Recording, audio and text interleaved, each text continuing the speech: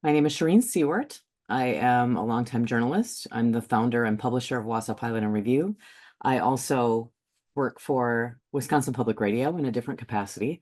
For WPR, I produce segments for the morning show twice a week, once to twice a week. But my main role is, as a journalist, is running Wausau Pilot and Review. I do most of the reporting, not all of the reporting, but most of it, and do the bulk of the editing as well.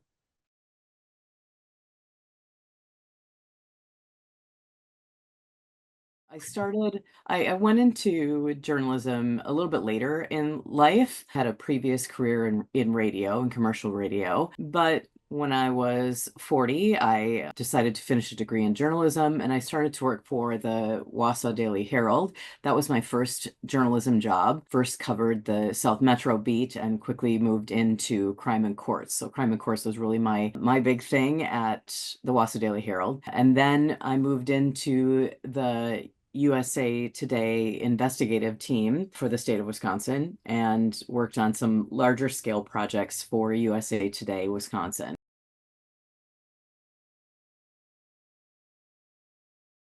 Really loved what I do. I love journalism. But at the time, it was a time of major change within the Gannett Corporation, which owns the Wausau Daily Herald and USA Today.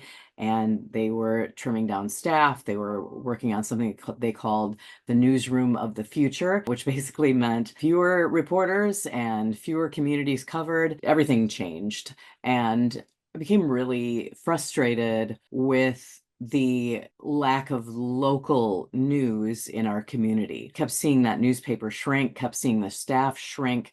And I went to work for an independent called City Pages here in Wausau for 1 year. Just spent 1 year there as the news editor. Ultimately, the City Pages job was fulfilling and I learned a great deal, but it didn't meet my long-term goal, which was to ensure that we had some hard-hitting local investigative journalism in this community, and I continue to see that shrink. I had an opportunity to launch this on my own. This was a one-woman show from the beginning, incorporated in 2016, launched the first Wausau Pilot and Review stories in March 2017, thanks to a grant from the White Family Foundation. Received a grant, a generous grant from the foundation for the first couple of years of business. So I was able to work as a nonprofit and not worry too much about how I was going to make ends meet. So that was an incredible gift. We really grew quickly. So we grew from a few hundred subscribers to about 40,000 subscribers relatively quickly.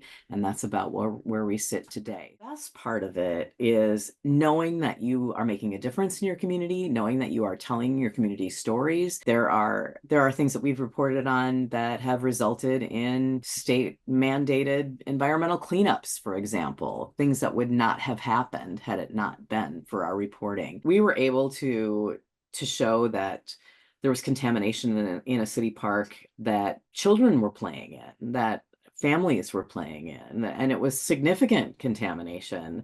City officials told us we were using scare tactics, that there was nothing to see here, and we kept digging, and we ultimately that park is cleaned up now. And I mean, that's just a huge success. It makes for a more protected environment.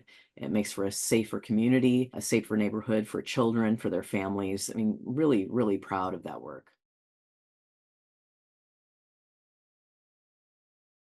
We're very careful about maintaining a wall between sponsorships and content. So I do have a marketing person that handles all of that stuff. She doesn't have anything to do with content. And we make it very clear too that our reporting is not influenced by ad dollars. And so we we sell more sponsorships than we do actual advertising, but really most of our funding comes from grants and it comes from donors who give, whether it's $5 a month, $10 a month, $100 a month, whatever it might be. Let's say we're taking an advertisement or a sponsorship from a hospital and we do a major piece that exposes something about the hospital that is really unflattering. We don't take that advertising into consideration whatsoever. Not at all. If we lose the advertiser, we lose the advertiser.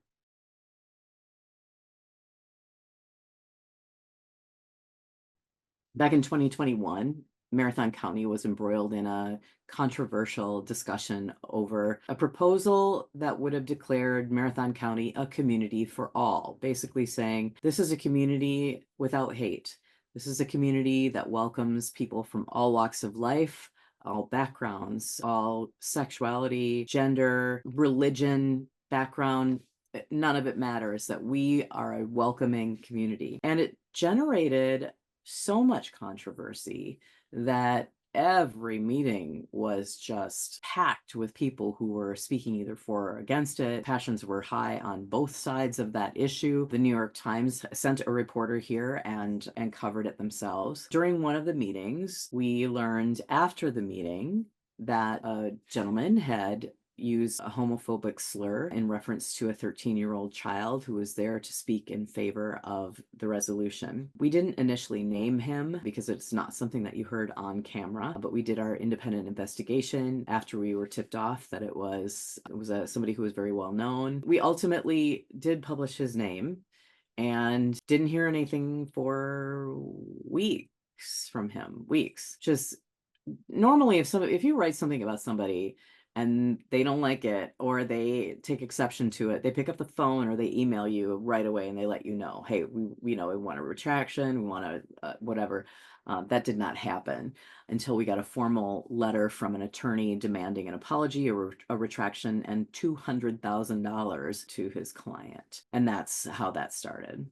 So I mean, $200,000 is at the time was more than our annual budget, and there was absolutely no way we could have just paid it even if we wanted to, but we also didn't want to because we stood by our reporting and we knew that what we had done was right.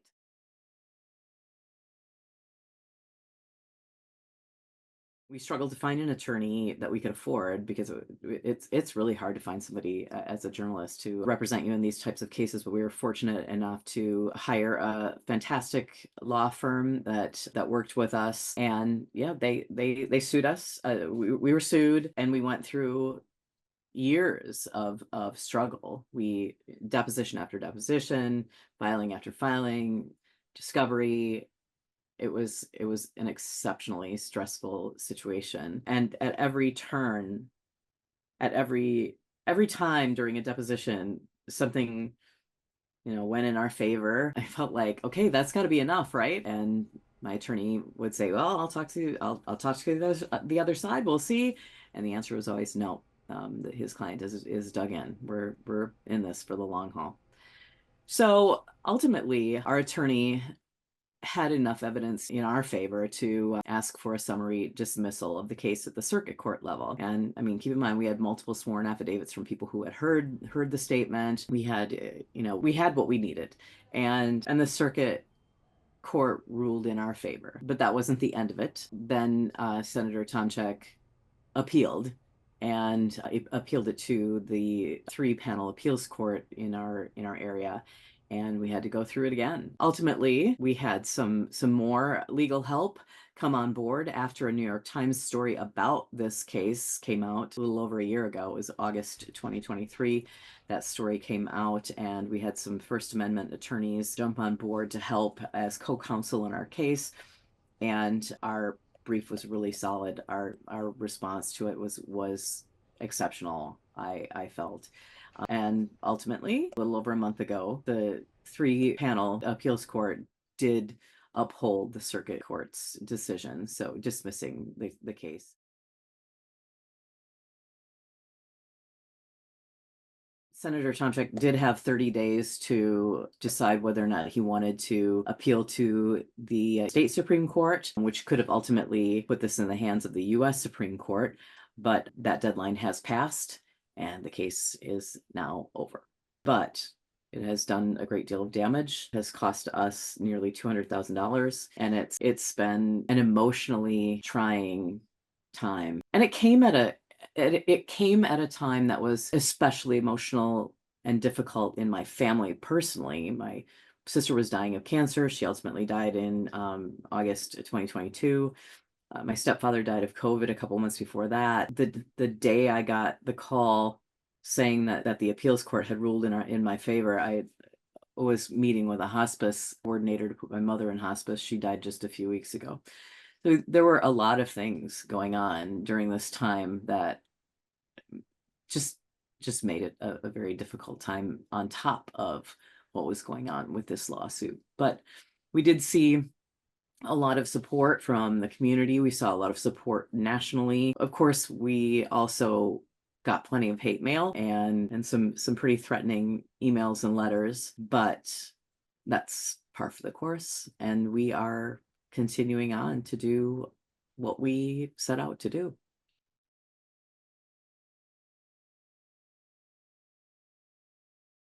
It is an unfortunate pitfall, and it's an unfortunate reality when you're a journalist. You're often writing things that people don't want other people to know, and it is risky. And that's why we need better laws in our states to protect journalists and journalism outlets from meritless lawsuits. It is a difficult environment to be a journalist today, especially when we look ahead and hear about potential threats against journalists like who could potentially be jailed if they write something that someone in power does not appreciate. But that's why we're here. It's a healthy democracy. We're here to tell the truth, to uncover the truth, and it takes some guts to do it. And it is not without risk. But yes, I would encourage lawmakers to really think about the role that newspapers play, that journalists play, and craft legislation that protects them so they can do their job without those kinds of threats.